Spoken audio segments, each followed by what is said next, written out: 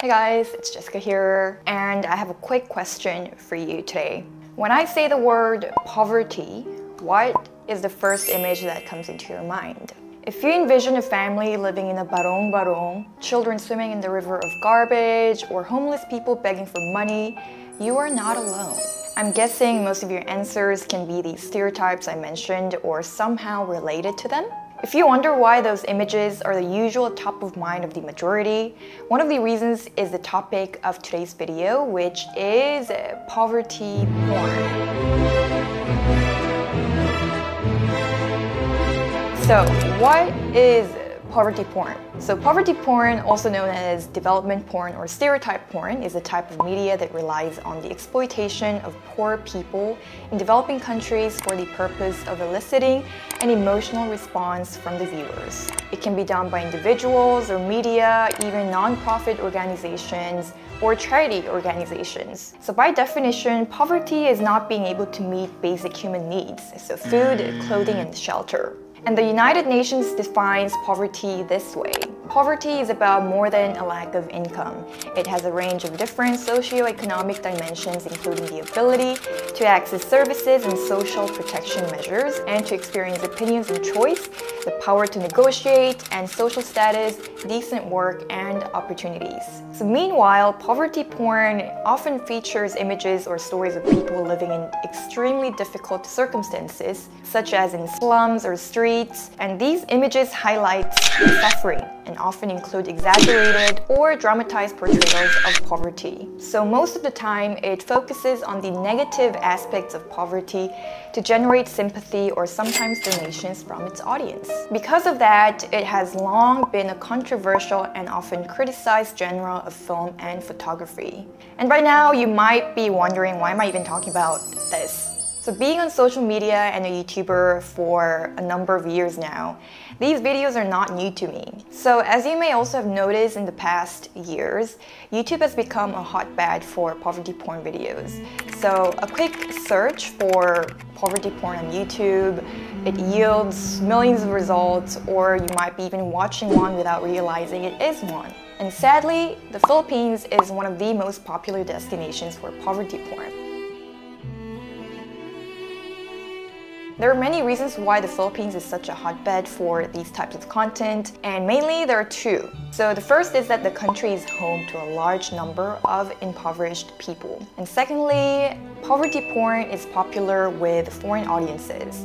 Media outlets worldwide regularly purchase and distribute images and stories about poverty in the Philippines. In the YouTube world, reality content like this gain many views and comments, not only from foreign audience but from Filipinos as well. So now the question is, why is this type of content so famous? So of course, people will have different reasons, and for some it might be a way to feel better about themselves, like they can see how bad things are outside, so they feel grateful for what they have. And for others, it might also be a way to raise awareness about the issue of poverty and the need for action to address it.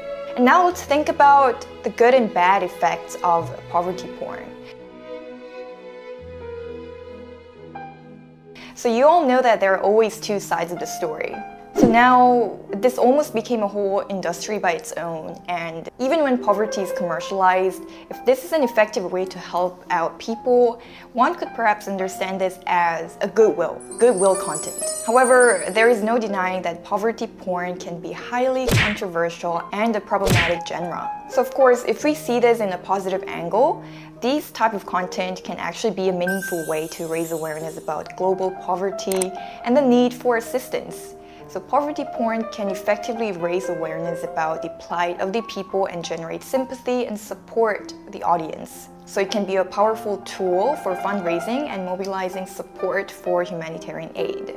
And I can totally agree to this idea because, you know, we are living in a world where social media is kind of like an extension of our world. It's like a mini world inside the box in your phone. It is where we get access to different information, we learn, we watch, we share things through social media, and when we see, you know, these type of content and we feel the need, you know, we get reminded of, oh, these social problems that exist, that I maybe insensitive about.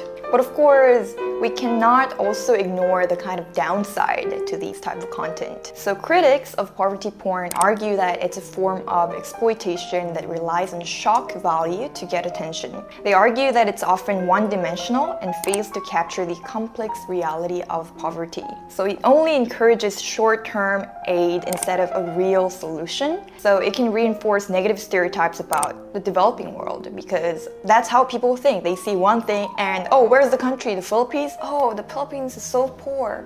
Ultimately, whether or not to consume poverty porn is a personal decision. However, it is crucial to be aware of this genre's potential positives and negatives before making the decision to actually consume it. And I think that's the kind of mindset we should have in every content we're consuming, actually. But now, what I personally question about the role of these types of videos is that more than the emotion of pity, I wonder if the people in those videos are aware of how they're being shown in media. And I worry about the fact that their dignity as a human being might have been disregarded in the process of filming or in the process of being shared to thousands of people worldwide. And then the ultimate question is, will they actually get direct help at the end of the day? Because let's say if we are talking about the goodwill, the good intention we talked about a while ago, the effect of these photographs, videos has to be some kind of improvement in the poverty sections in those places. But does it actually help? Does it actually help those in the poverty line, or does it only support those agencies for promoting poverty as a means to make content? Would I want to be filmed and shown in media the most tragic moments of my life, even if that would temporarily make my life much better financially? I would be hurt by the fact that the point has come where I need to sell my poverty to make a living. And at the same time, I also cannot ignore the guilt coming from the arrogance of daring to feel pity on someone. Who am I? Who am I to feel pity on someone, right? And I think that could also come off from arrogance in you, like unconsciously. And suddenly you feel guilty, like, who am I to judge people, right? So what should be the right mindset when it comes to poverty porn? And of course, there is no answer, and this video will never give you an answer.